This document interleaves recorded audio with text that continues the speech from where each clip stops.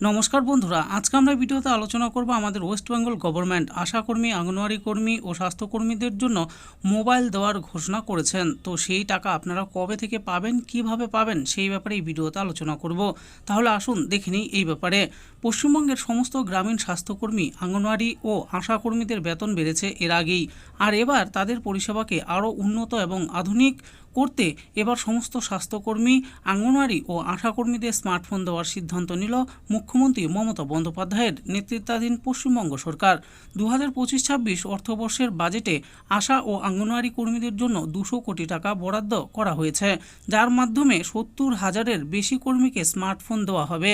রাজ্যের অর্থ প্রতিমন্ত্রী চন্দ্রিমা ভট্টাচার্য বাজেট ভাষণে এই ঘোষণা করেন। স্বাস্থ্যকর্মী, অঙ্গনওয়াড়ি ও আশাকর্মীদের স্মার্টফোন দেওয়া হবে। কেন এই সিদ্ধান্ত? এই উদ্যোগের মূল লক্ষ্য হল গ্রামীণ স্বাস্থ্যকর্মীদের ডিজিটাল প্ল্যাটফর্মে সংযুক্ত করা, যাতে তারা সরকারি স্বাস্থ্য পরিষেবা সংক্রান্ত অ্যাপ সহজেই ব্যবহার করতে পারেন। রাজ্যের আশাকর্মী ও অঙ্গনওয়াড়ি কর্মীরা মূলত মা ও শিশুদের স্বাস্থ্যসেবা, টিকাকরণ, পুষ্টি পর্যবেক্ষণ, ডেঙ্গু, যক্ষ্মা, মধুমেহ রোগের নজরদারির মতো গুরুত্বপূর্ণ কাজ করে থাকেন। স্মার্টফোন পাওয়ার ফলে তারা এসব কাজ আরও দক্ষতার সঙ্গে করতে পারবেন। এই ব্যাপারে স্বাস্থ্যকর্মীদের প্রতিক্রিয়া কি? রাজ্য সরকারের এই পদক্ষেপে খুশি আশা ও অঙ্গনওয়াড়ি কর্মীরা। হুগলির এক আশাকর্মী মিতা সাহা বলেন, অনেক সময় মোবাইলের সমস্যার কারণে আমরা সরকারি অ্যাপে তথ্য আপলোড করতে পারি না। স্মার্টফোন পেলে আমাদের কাজের অনেক সুবিধা হবে। পাশাপাশি মালদার এক অঙ্গনওয়াড়ি কর্মী পিয়ালি দাস জানান, একটি ভালো স্মার্টফোন থাকলে স্বাস্থ্য সংক্রান্ত যাবতীয় রিপোর্ট সঠিক সময়ে আপলোড করা সম্ভব হবে। অনেক সময় পুরনো ফোন হ্যাং করে যায়, যার ফলে গুরুত্বপূর্ণ তথ্য পাঠানো সম্ভব হয় না। এই ব্যাপারে রাজনৈতিক প্রতিক্রিয়া কি রয়েছে? এই ঘোষণার পর রাজ্যের বিরোধী দল বিজেপি সরকার তৃণমূল সরকারের পদক্ষেপকে কটাক্ষ করেছে। বিজেপির রাজ্য সভাপতি সুকান্ত মজুমদার বলেন, এই টাকা মূলত কেন্দ্রীয় সরকারের প্রকল্পের অন্তর্গত। রাজ্য সরকার এটাকে নিজেদের বলে প্রচার করছে। অন্যদিকে বিরোধী দলনেতা শুভেন্দু অধিকারী বলেন, দেশের অন্যান্য রাজ্যে অনেক আগেই আশাকর্মীরা স্মার্টফোন পেয়েছেন, তাহলে পশ্চিমবঙ্গে এত দেরি হলো কেন? তবে তৃণমূল সরকারের যুক্তি, রাজ্যের স্বাস্থ্য ব্যবস্থা আরও উন্নত করতেই এই প্রকল্প চালু করা হয়েছে এবং এটি একেবারেই রাজ্যের নিজস্ব পরিকল্পনা। এই স্মার্টফোন কবে থেকে দেওয়া হবে? বাজেট অধিবেশন চলছে। আগামী 1 এপ্রিল থেকে শুরু হবে নতুন অর্থবর্ষ, আর এই বাজেট নতুন অর্থবর্ষের জন্য।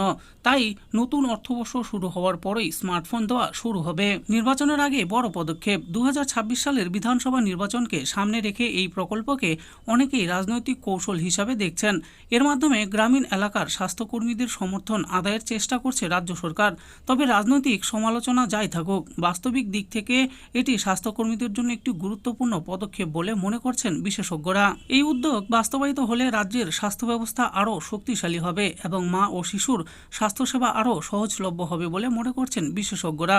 এদিকে পশ্চিমবঙ্গের সমস্ত রাজ্য সরকারি কর্মীদের 4% মহার্ঘ ভাতা ঘোষণা হয়েছে এবারের বাজেটে, যার জেরে 1,200 টাকা থেকে 4,000 টাকা পর্যন্ত বেতন বাড়ছে। ধীরে ধীরে সমস্ত বকেয়া ডিএ মেটানোর প্রতিশ্রুতি দিয়েছেন রাজ্যের মুখ্যমন্ত্রী। তো বন্ধুরা, দেখে নিলেন আজকে আমরা ভিডিওতে আলোচনা করলাম আমাদের পশ্চিমবঙ্গ সরকার এবারের বাজেটে আমাদের রাজ্যের আশা ও অঙ্গনওয়াড়ি কর্মীদের স্মার্টফোন দেওয়ার কথা ঘোষণা করেছেন। তো এই স্মার্টফোন কবে থেকে আপনারা পাবেন সেই ব্যাপারে এই ভিডিওতে আলোচনা করেছি। আশা করি ভিডিওটি আপনাদের ভালো লেগেছে।